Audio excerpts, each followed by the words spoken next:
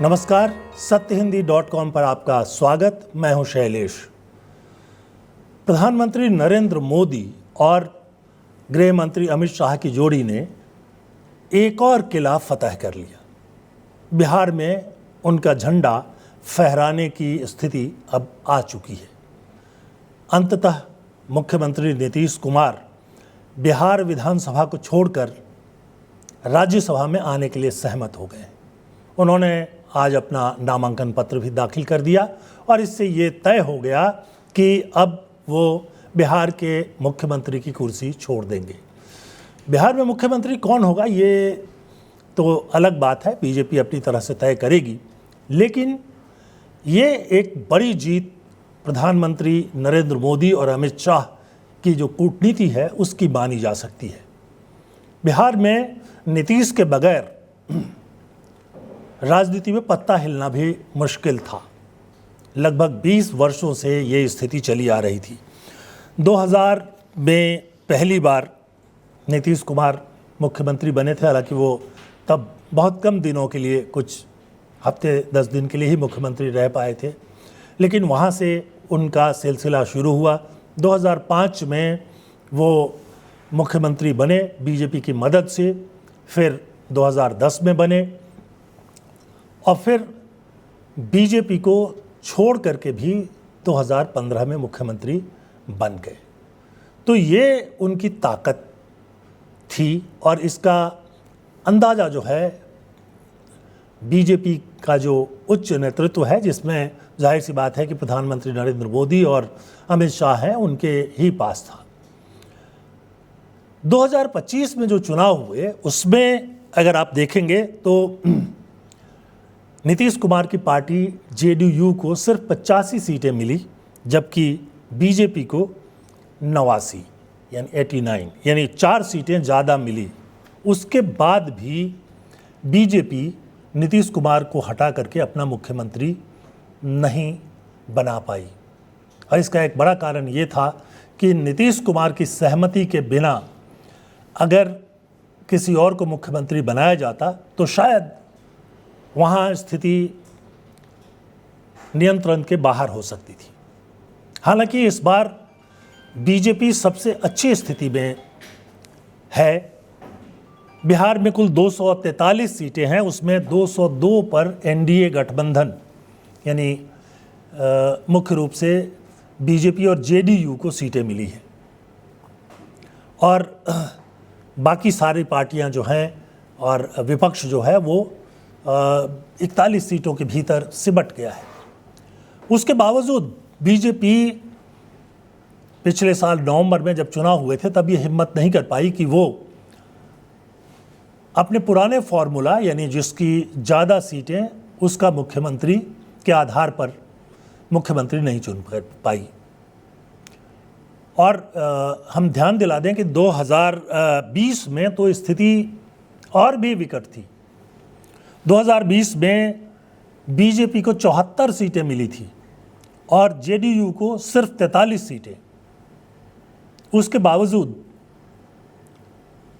नीतीश कुमार को मुख्यमंत्री बनाए रखना बीजेपी की मजबूरी बन गई थी, क्योंकि मालूम था कि अगर नीतीश कुमार को मुख्यमंत्री नहीं बनाया गया तो वो आरजेडी के साथ जा सकते हैं और आरजेडी के पास उस समय 75 सीटें थी, यानी 75 और नीतीश की 43 मिला करके बहुमत की स्थिति आ सकती थी और ऐसे में नीतीश के साथ कोई भी छेड़छाड़ बीजेपी को भारी पड़ सकता था। और इसलिए मन मार करके बीजेपी ने 2020 से लेकर 2025 तक नीतीश को मुख्यमंत्री बनाए रखा। 2025 के चुनावों से पहले शुरू में बीजेपी के सारे नेता और यहाँ तक कि गृह मंत्री अमित शाह जब भी बिहार गए, उनसे पूछा गया कि चुनाव के बाद कौन मुख्यमंत्री बनेगा, तो शुरू में उन्होंने कहा कि विधायक तय करेंगे। लेकिन चुनाव करीब आते आते जब उनको लगा कि नीतीश कुमार ज़्यादा लोकप्रिय हैं तो उन्होंने आखिरी क्षणों में नीतीश कुमार को अपना नेता घोषित कर दिया और उसी के हिसाब से जब चुनाव के नतीजे आए तो नीतीश को मुख्यमंत्री बनाया गया। लेकिन ये बात बीजेपी को पच नहीं रही थी क्योंकि उसके 89 सीटें आई है और ये बहुत बड़ी संख्या है।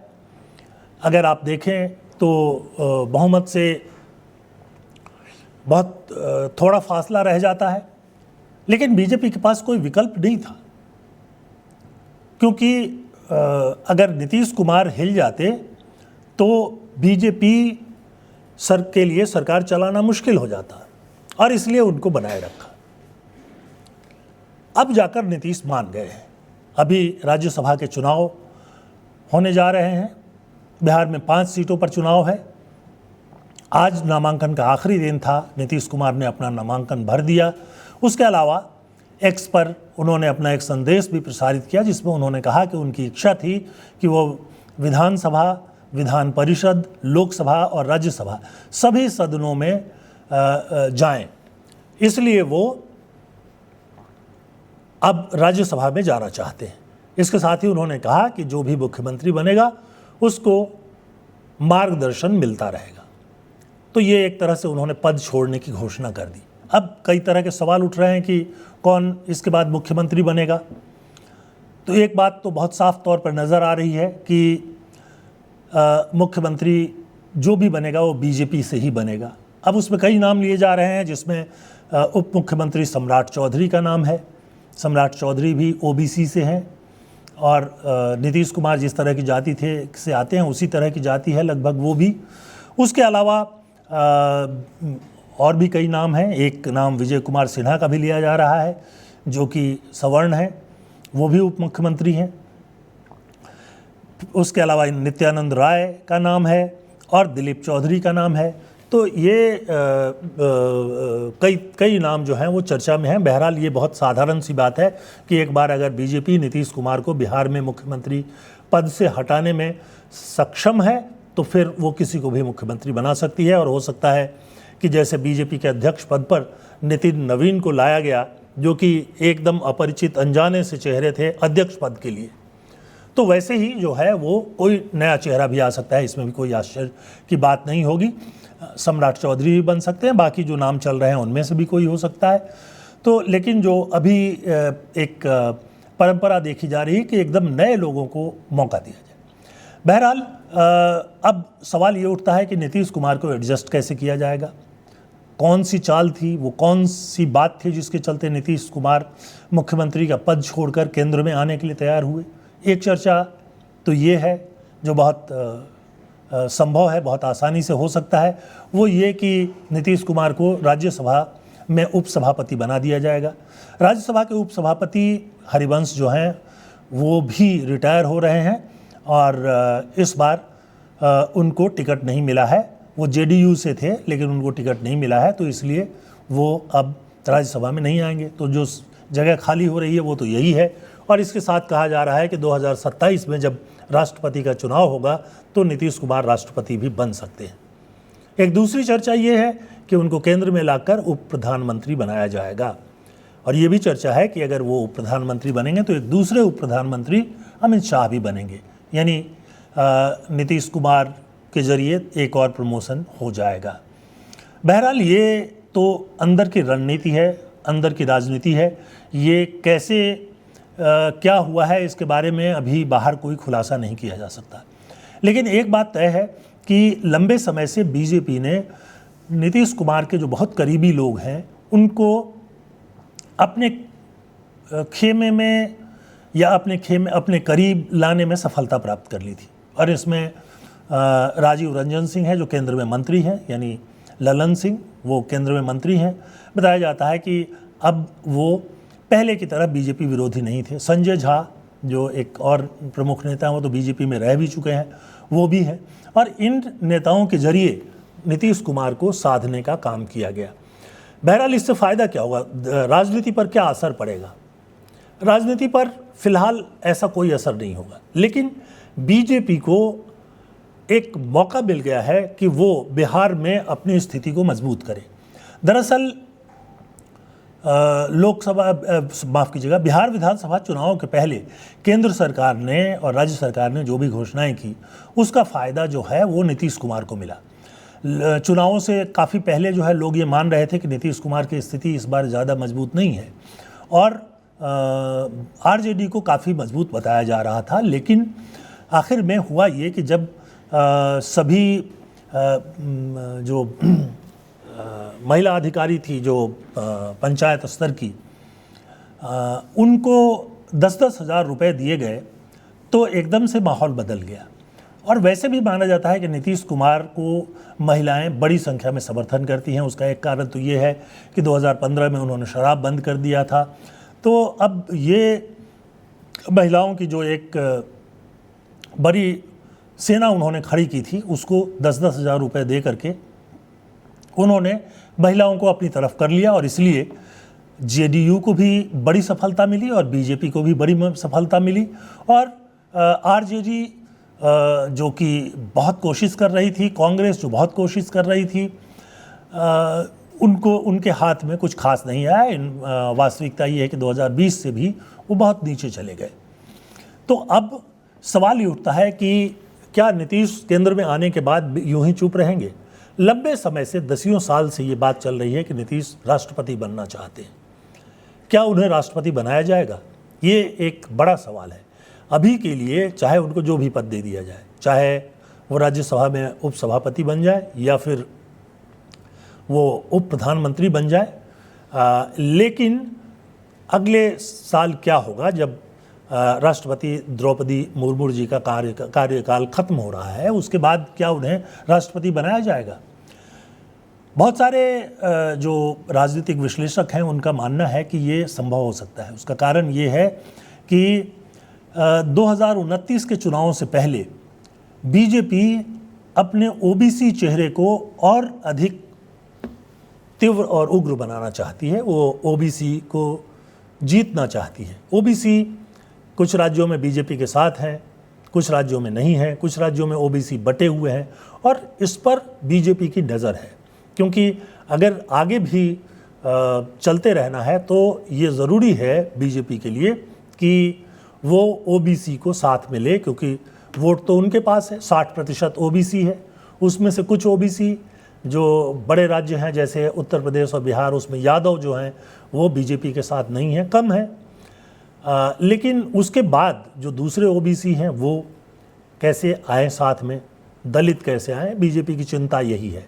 ऐसे में बहुत सारे राजनीतिक पर्यवेक्षकों का कहना है कि अगर सब कुछ ठीक ठाक चला तो 2027 में नीतीश कुमार को राष्ट्रपति का पद दिया जा सकता है।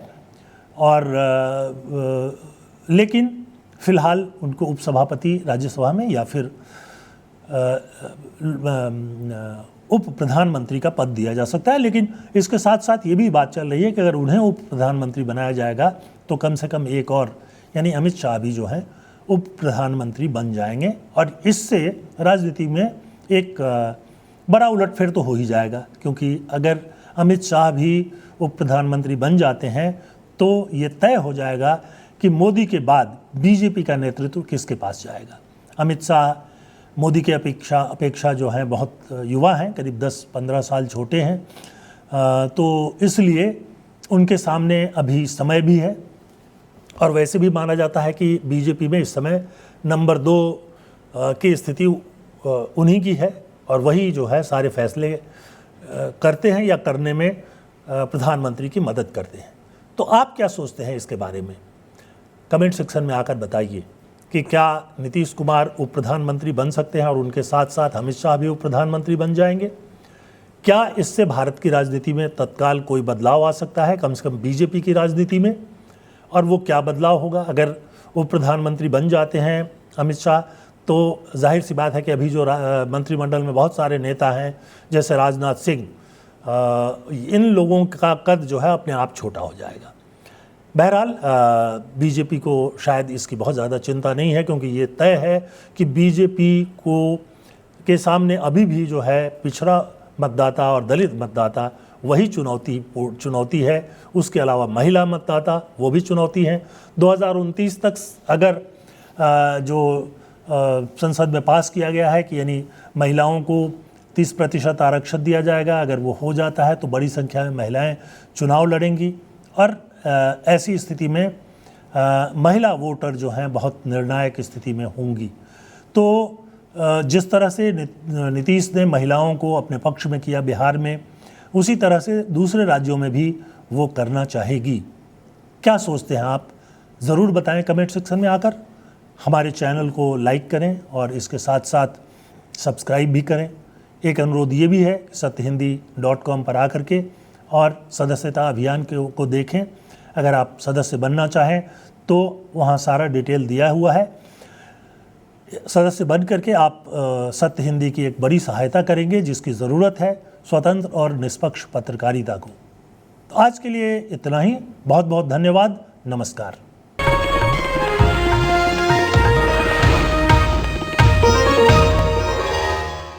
Copyright disclaimer under Section 107 of the Copyright Act 1976. Allowance is made for fair use for purposes such as criticism, comment, news reporting, scholarship, and research.